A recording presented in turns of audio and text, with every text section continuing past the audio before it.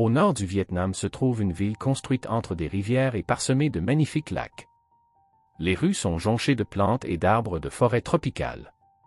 Des gens passent à vélo, vêtus de vêtements colorés et vifs, et vendent des fruits tropicaux et des légumes feuillus dans de larges paniers. L'air est rempli de l'odeur du riz cuit à la vapeur, du grésillement des barbecues, ainsi que du bruit des motos et des taxis. Cette ville s'appelle Hanoï, la capitale du pays, et c'est là que vit une petite fille nommée Linh. Les maisons à Hanoï sont très hautes et très étroites. Linh vivait dans une maison très haute et étroite, peinte en jaune foncé et bordée de plantes en pot. En dessous, il y avait une boutique de vêtements, et Linh était amie avec la dame qui cousait à la main de magnifiques robes. Ensemble, elles s'asseyaient pour boire du thé et discuter. C'est par une nuit d'été que notre histoire commence. Linh était allongée sur son lit, se tournant et se retournant. Elle essaya de compter à rebours à partir de 100, de boire de l'eau fraîche. Et même de prendre une grande inspiration dans son ventre, retenant son souffle jusqu'à ce qu'elle ne puisse plus le retenir. Rien n'y faisait, elle n'arrivait pas à dormir. Alors, elle s'assit et balança ses jambes hors du lit. Ses pieds nus touchèrent le sol carrelé et lisse. Elle remua ses orteils, puis se leva et se dirigea vers sa fenêtre. C'était une fenêtre française avec 2 longues portes vitrées qui menaient à un petit balcon. Elle ouvrit les portes et sortit sur le balcon. L'air chaud et collant lui pressa le visage tandis qu'elle scrutait le ciel nocturne. Il n'y avait pas d'étoiles ce soir-là, seulement un épais nuage gris. Elle souhaita pouvoir s'endormir, puis se souvint d'une astuce que sa mère lui avait dite: si elle allumait une bougie et demandait à dormir, le sommeil viendrait. Linh se précipita à l'intérieur et chercha une bougie. Elle ouvrit ses tiroirs, regarda derrière sa table de chevet. Et même dans les boîtes à chaussures de sa mère. Finalement, sous son lit, elle trouva une petite bougie rouge vif. Elle la ramassa et la porta sur le balcon. Alors qu'elle s'apprêtait à la poser, elle réalisa qu'elle ne savait pas comment l'allumer. Agacée, elle prit la bougie et la jeta du balcon, tout en pensant à quel point c'était injuste de ne pas pouvoir dormir.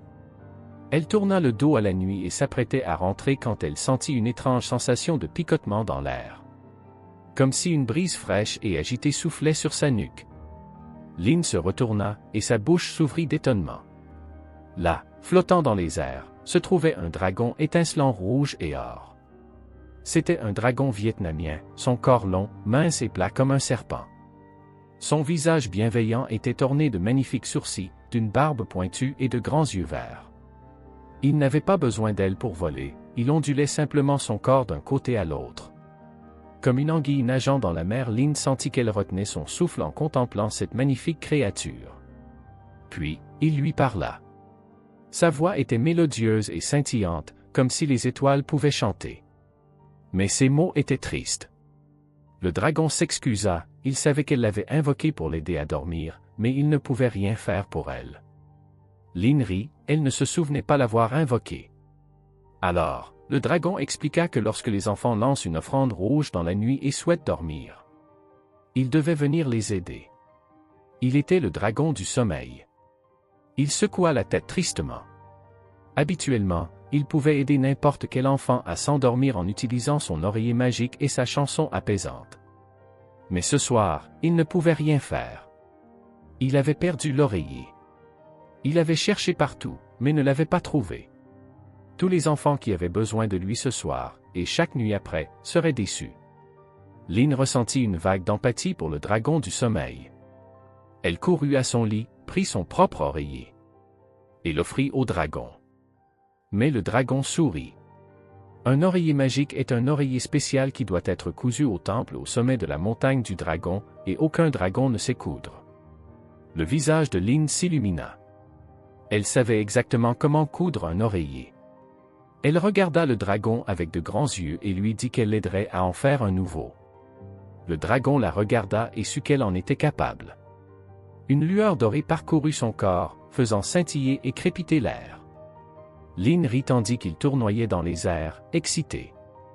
Puis, il l'aida à grimper sur son dos. Ses écailles étaient fraîches et rafraîchissantes. Linh laissa ses doigts glisser sur elle et sentit un bonheur remplir son cœur. Avec un dernier éclat, le dragon s'envola dans la nuit. Alors que l'air leur passait dessus, Lynn sentit son sourire s'élargir de plus en plus. En dessous, Hanoï rétrécissait. Elle regardait, ravie, sentant le vent souffler dans ses cheveux et tourbillonner contre sa peau chaude. Ils montèrent plus haut, se rapprochant du nuage gris jusqu'à ce qu'il soit juste en dessous. Le dragon se tortilla pour lui dire qu'ils allaient traverser le nuage et qu'elle ne devait pas avoir peur. Mais Lynn n'avait pas peur, pas du tout. Ils pénétrèrent dans le nuage, qui pressa Lynn comme des milliers de petites gouttelettes d'eau dorée. Elle inspira profondément et sentit le froid remplir ses poumons. La nuit disparut, et tout ce qu'elle pouvait voir était un épais tourbillon gris. Elle s'accrocha au dragon et pencha sa tête près de son corps. Puis, soudainement, les nuages s'arrêtèrent. Ils émergèrent dans le plus beau spectacle que Lynn ait jamais vu. En dessous, les nuages flottaient comme une vaste couverture grise. Au-dessus, le ciel nocturne s'étendait, clair et scintillant d'étoiles que Lynn n'avait jamais vues auparavant. Au loin, une immense colonne de nuages blancs et moelleux s'élevait jusqu'au ciel. Elle poussa un soupir d'émerveillement. Une fois de plus, le dragon se tortilla. Il lui dit qu'il devait d'abord trouver le nuage le plus pur pour remplir l'oreiller. Lynn hocha la tête, et le dragon fonça vers la colonne de nuages. Alors qu'il traversait la nuit silencieuse, Lynn réalisa à quel point c'était paisible. Finalement, ils atteignirent la colonne, et le dragon en fit le tour. Lynn vit des nuages teintés de rose pâle et de bleu, mais ils trouvèrent une zone d'un blanc pur et étincelant. Le dragon hocha la tête.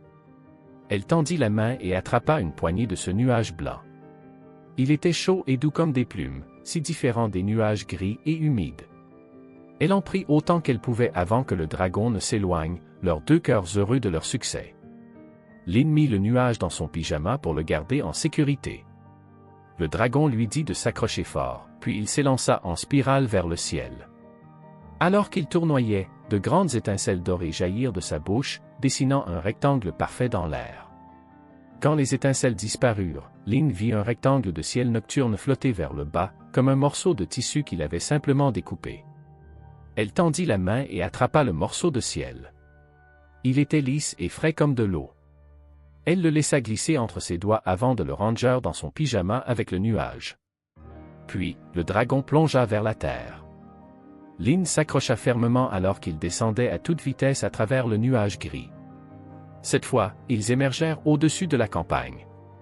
De petites montagnes escarpées, couvertes de forêts tropicales et bordées de rizières, s'étendaient sous eux.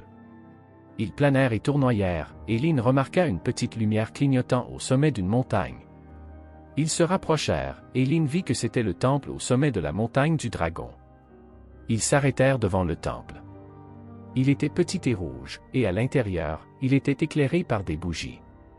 Lynn descendit du dragon et s'approcha du temple. À l'intérieur, il y avait une seule aiguille dorée enfilée avec de la soie dorée.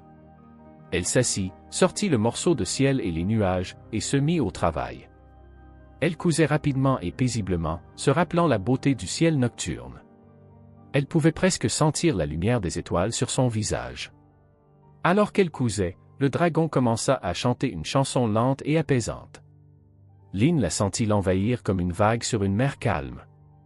À chaque tir de l'aiguille, elle se détendait un peu plus, jusqu'à ce qu'elle termine enfin l'oreiller. Elle le tendit au dragon, mais elle était si fatiguée qu'il tomba de ses mains. Le dragon sourit. Il le plaça sous sa tête et l'allongea sur le sol. Sa respiration devint lente et rythmée, et son cœur était chaud et plein. Elle sentit ses paupières s'alourdir, puis se laissa glisser dans le sommeil qu'elle avait en désiré. C'était un repos qui la restaurait et la rafraîchirait, et elle savait qu'à son réveil, elle serait de retour dans son propre lit, le cœur rempli de gratitude pour sa nuit magique avec le dragon du sommeil.